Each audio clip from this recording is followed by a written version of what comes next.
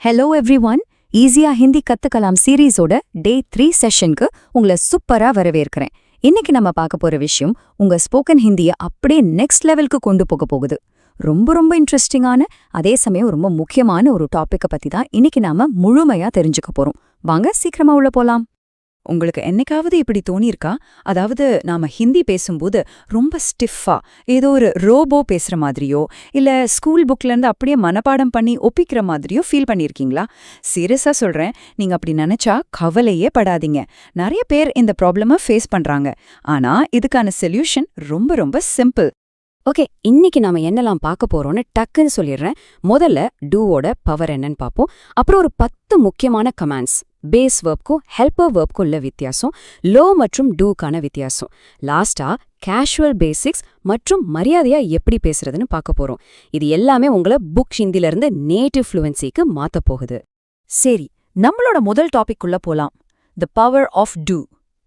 Spoken ஹிந்தில நம்ம பார்க்க போற மிக முக்கியமான பேட்டர்ன் இதுதான். முதல்ல இந்த வார்த்தையோட அர்த்தத்தை பிரிச்சு பார்ப்போம். தேனா அப்படின்னா கொடுப்பதுன்னு அர்த்தம். அதுல இருந்து வர்ற டூ அப்படிங்கிற வார்த்தைக்கு கொடு அல்லது ஒரு கட்டளையா சொல்லும்போது சேய் அப்படின்னு அர்த்தம் வரும். ஆனா இங்கதான் நீங்க ரொம்ப கவனமா இருக்கணும். இந்த வார்த்தைக்கு நேரடி அர்த்தத்தை மட்டும் வச்சுக்கிட்டு அப்படியே டிரான்ஸ்லேட் பண்ணி குழப்பிக்கவே கூடாது. ஏன்னா இந்த டூ அப்படிங்கிறது வெறும் கொடுப்பது சம்பந்தப்பட்டது மட்டும் கிடையாது. இதுதான் இங்க இன்ட்ரெஸ்டிங்கான விஷயம். ஒரு வினைச்சொல்லோட டூ சேரும்போது அது அந்த செயலை கம்ப்ளீட் பண்ணுது, முழுமையாக்குது. அது மட்டும் இல்லாம ஒரு விஷயத்த ரொம்ப ஃபாஸ்டா செய்யறதையும் ஒரு ஹெல்ப் பண்ற டோனையும் கூடவே ஒரு எமோஷனல் எஃபெக்டையும் இது உருவாக்குது. ஒரு வெளிப்படையான அழுத்தத்தை இது கொடுக்குதுன்னு சொல்லலாம். அடுத்து நாம பார்க்க போறது 10 essential Hindi commands. Classroom கிராமர்ல இருந்து ரியல் லைஃப்ல பேசுற ஸ்ட்ரீட் ஹிந்திக்கு நம்ம மாறப்போறோம். இப்போ இங்க இருக்கிற 3 வார்த்தைகளை கவனிங்க. கர் தோ அப்படின்னா செய்துவிடு, அதாவது டூ இட். பதா தோ அப்படின்னா சொல்லிவிடு, டெல். திகா தோ அப்படின்னா காட்டிவிடு, ஷோ.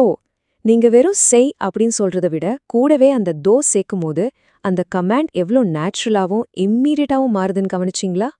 இத ரியல் லைஃப்ல எப்படி யூஸ் பண்றதுன்னு பார்க்கலாம். முஜே சச் பதா தோ, அதாவது எனக்கு உண்மைய சொல்லிவிடு அல்லது டெல் மீ த ட்ரூத்.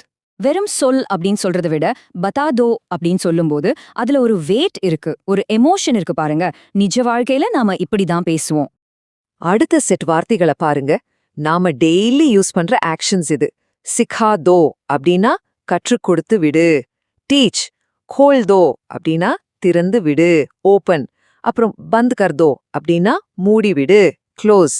எல்லாத்துலயும் ஒரு ஆக்ஷனை கம்ப்ளீட் பண்ற அந்த ஃபீல் இருக்கு பாருங்க. எக்ஸாம்பிளுக்கு இந்த வாக்கியத்தை எடுத்துக்கலாம். தர்வாசா கோல் தோ, கதவை திறந்து விடு. இங்கிலீஷ்ல ஓபன் த டோர். இது ரொம்ப பிராக்டிக்கலான, தினமும் நாம யூஸ் பண்ற ஒரு வாக்கியம். இத கரெக்டான டோன்ல சொல்லும்போது உங்களை அறியாமலேயே உங்க பேச்சு ஒரு நேட்டிவ் ஸ்பீக்கர் மாதிரி ஒலிக்க ஆரம்பிக்கும். இப்போ இந்த கடைசி 4 வார்த்தைகளையும் கொஞ்சம் குயிக்கா பார்க்கலாம். छोड़ दो விட்டு விடு, भूल दो மறந்து விடு, लिख दो எழுதி விடு, भेज दो அனுப்பிவிடு. ஒரு விஷயத்த மறக்கிறதோ இல்ல அனுப்புறதோ அதுல ஒரு ஃபைனாலிட்டி, அதாவது ஒரு இறுதித்தன்மைய இந்த தோ ஆட் பண்ணுது. இதுக்கு ஒரு பெர்ஃபெக்டான உதாரணம் ஏதோ புராணி பாத்தேன் பூல் தோ, பழைய விஷயங்களை மறந்துவிடு, அதாவது forget old matters. நான் ஸ்டார்டிங்ல சொன்னேன் இல்லையா, டூ சேர்க்கும்போது ஒரு எமோஷனல் எஃபெக்ட் வரும்னு. அது இந்த வாக்கியத்துல எவ்வளவு தெளிவா தெரியுது பாருங்க. அடுத்த செக்ஷனான பேஸ் வெர்ப் அண்ட் ஹெல்பர் வெர்ப்க்கு போலாம். இதுதான் நம்மளோட class room to street transition. இந்த கம்பேரிசனை கொஞ்சம் நல்லா கவனிங்க. அடிப்படை வினைகளான போலோ, லிக்கோ, கோலோ அப்படிங்கறதெல்லாம் வெறும் நார்மலான வார்த்தைகள். போலோனா சொல். ஆனா அதையே போல்தோ அப்படின்னு ஹெல்பர் வெர்போட சொல்லும்போது முழுமையா சொல்லிடு அப்படிங்கிற ஒரு அழுத்தமான ஃபீலிங் அதுல வருது. புக்ல படிக்கிற ஹிந்திக்கும் மக்கள் ரோட்ல இயல்பா பேசுற ஹிந்திக்கும் உள்ள மெயின் டிஃபரன்ஸே இதுதான். நெக்ஸ்ட், லோ வர்சஸ் டூ. என்ன வித்தியாசம்? தமிழ் பேசுற நிறைய பேருக்கு ஹிந்தி கத்துக்க ஆரம்பிக்கும் போது எக்ஸாக்டா இந்த இடத்துல தான் ரொம்ப கன்ஃபியூஸ் ஆகும்னு எனக்கு நல்லாவே தெரியும். ஆனா இதுக்கு பின்னால இருக்கிற அந்த சிம்பிளான சைக்காலஜியை மட்டும் நம்ம புரிஞ்சுக்கலாம். லோ அப்படின்னா ஒரு செயலை உங்களுக்குள்ள உள்வாங்கிறது, அதாவது உங்களுக்காக நீங்களே செஞ்சுக்கிறது. இது இன்வர்ட் ஆக்ஷன். ஆனா டூ அப்படின்னா அந்த செயலை வெளியில தள்ளுறது, அதாவது மற்றவர்களுக்காக செஞ்சு முடிக்கிறது. இது அவுட்வர்ட் ஆக்ஷன். ரொம்ப சிம்பிள். இதை இன்னும் பிரில்லியண்டா எக்ஸ்பிளைன் பண்ணோம்னா படு லோ அப்படின்னா உங்களுக்காக நீங்க படிச்சுக்கிறது. ஆனா படு தோ அப்படின்னா மத்தவங்களுக்காக சத்தமா படுத்து காட்டுவது. அதே போல லிக் லோனா உங்களுக்காக நீங்க எழுதி வச்சுக்கிறது. லிக் தோனா வேற ஒருத்தருக்காக அதை எழுதி கொடுப்பது. ஜஸ்ட் ஒரே ஒரு சின்ன ஹெல்ப்பர் வார்த்தையை மாத்துனா அந்த வாக்கியத்தோட மொத்த மீனிங்கும் இன்டென்ஷனும் எப்படி மாறுது பாத்தீங்களா? சரி, நம்ம கடைசி டாபிக் உள்ள வந்துட்டோம். Casual versus respectful tone. நிஜ உலகத்துல நாம பழகும்போது இந்த டோனை மெயின்டைன் பண்றது ரொம்ப ரொம்ப முக்கியம். டே டு டே லைஃப்ல ஃப்ரெண்ட்ஸ் கிட்டயோ இல்ல வயசுல சின்னவங்க கிட்டயோ பேசும்போது டூ யூஸ் பண்றது ரொம்ப ரொம்ப கேஷுவலான ஒரு விஷயம். இதுவே நீங்க பெரியவங்க கிட்ட பேசும்போது அந்த டூவை தூக்கிட்டு டிஜே அப்படின்னு மாத்திட்டீங்கன்னா போதும், உடனே உங்க பேச்சுல மரியாதை அப்படியே எகிரிடும். அந்த ரெஸ்பெக்ட் லெவல் இன்ஸ்டன்டா கூடிடும். இத அப்படியே கம்பேர் பண்ணி பார்க்கலாம். பதா தோ அப்படின்னு சொல்றத மரியாதையா சொல்லணும்னா பதா தீஜியே. அதே போல லிக் தோவ லிக் தீஜியேன்னு சொல்லணும். இந்த பேட்டர்ன் மட்டும் உங்களுக்கு தெரிஞ்சிருச்சுன்னா சிச்சுவேஷனுக்கு ஏத்த மாதிரி எந்த தயக்கமும் இல்லாம ரொம்ப எஃபர்ட்லெஸ்ஸா உங்களால வார்த்தைகளை மாத்தி பேச முடியும்.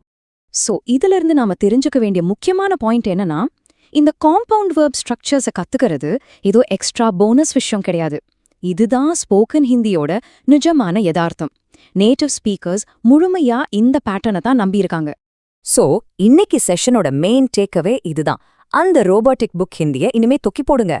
லோ, டோ, ஜாவ், ரக்கோ மாதிரியான ஹெல்ப்பர் வெர்ப்ஸை எப்படி யூஸ் பண்றதுன்னு மாஸ்டர் பண்ணுங்க. அதை பண்ணிட்டீங்கன்னா உங்க ஸ்போக்கன் ஹிந்தி உண்மையான ஃப்ளூயன்சியை ரீச் பண்ணிடும். இதை இன்னைக்கே ட்ரை பண்ணி பாருங்க. கடைசியா உங்களுக்கான ஒரு கேள்வி. இன்னைக்கு நீங்க கத்துக்கிட்டதுல இருந்து எந்த வாக்கியத்தை இன்னைக்கு நீங்க போல்டோ பண்ண போறீங்க? அதாவது வாய் விட்டு சொல்ல போறீங்க. பிராக்டிஸ் பண்ணிட்டே இருங்க. ஈஸியா ஹிந்தி கத்துக்கலாம் சீரீஸோட டே 04 செஷன்ல இதை விட இன்னும் சுவாரஸ்யமான விஷயங்களோட உங்களை சந்திக்கிறேன். Until then, keep learning.